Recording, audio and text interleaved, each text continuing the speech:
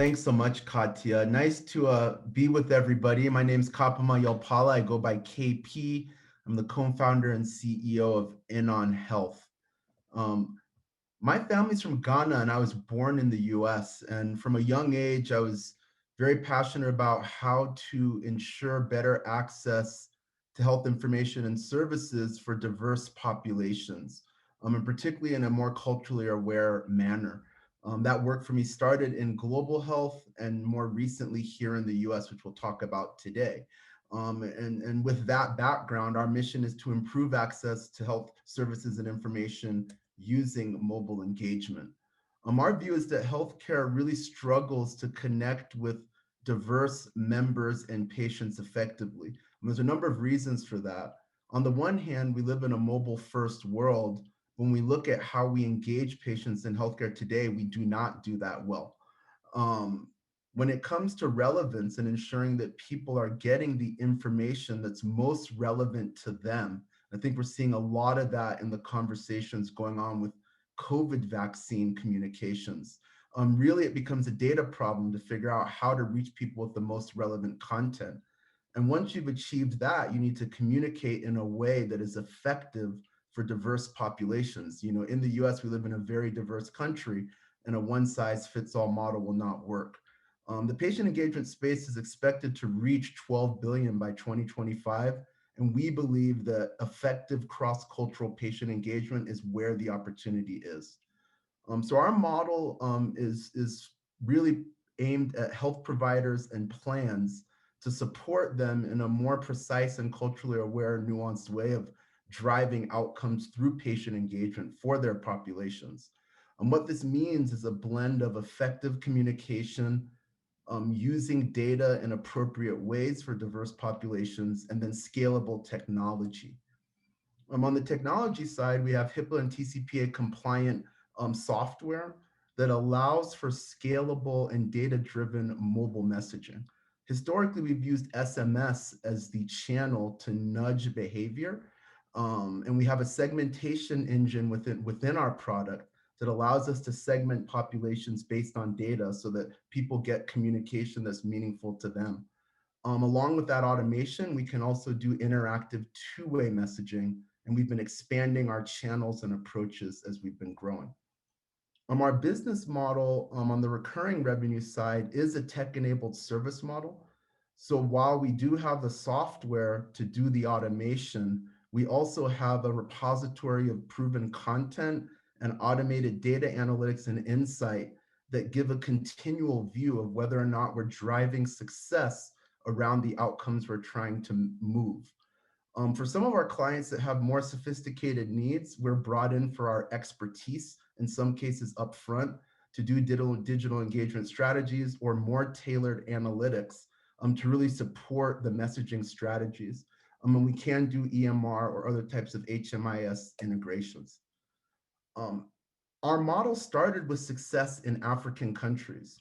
We've worked at scale in over 13 countries on the African continent. We launched our cross-cultural patient engagement model here in the US in 2018. We're headquartered in Denver. We're reaching about 350,000 lives directly at this point, and we're trending toward $2.8 million in revenue this year. We have been growing exponentially at about 3x year on year. And we have some really great partners and clients that we're implementing this model with across the US. Our model's proven.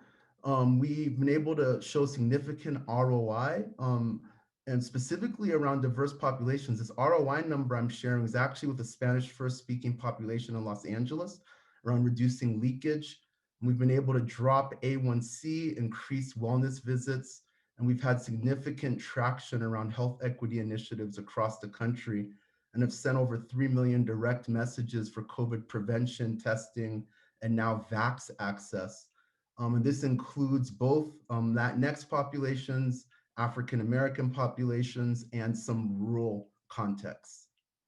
We have the team to achieve this moonshot. Our team has decades of experience around the different domains I've described, from communications to healthcare management, clinical expertise, and public health expertise, which is needed in our work. And we are currently raising an $8 million Series A round to support our exponential growth curve. $3 million has been raised in convertible notes, and we're just opening the equity round now. Because we're scaling, we're investing in sales and marketing, and there's some exciting work that we're doing around predictive analytics.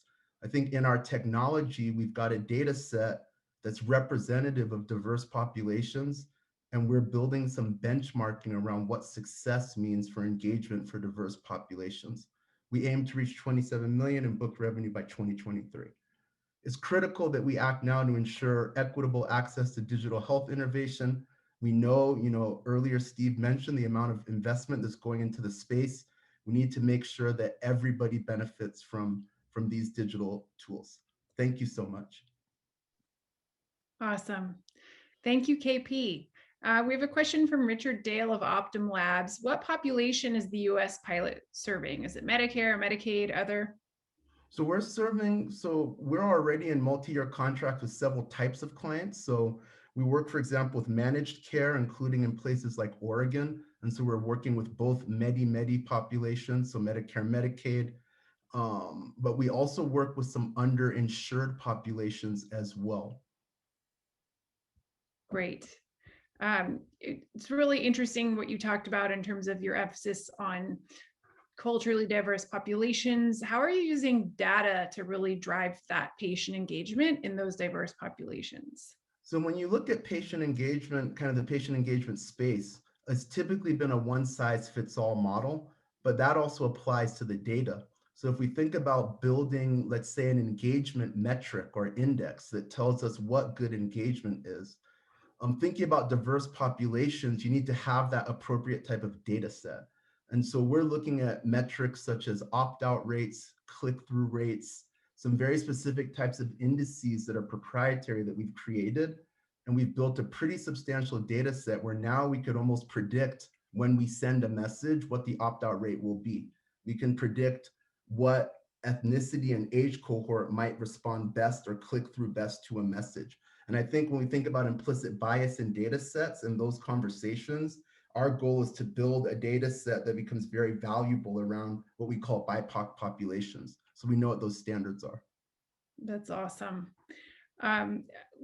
Esther Dyson asks, how do you charge? PMPM per success, or what's the model there? So we charge a PMPM on the recurring revenue side, and then baked inside of that PMPM is the software licensing, the content, and the automated analytics. And then all the other professional services are done at industry rates. Okay.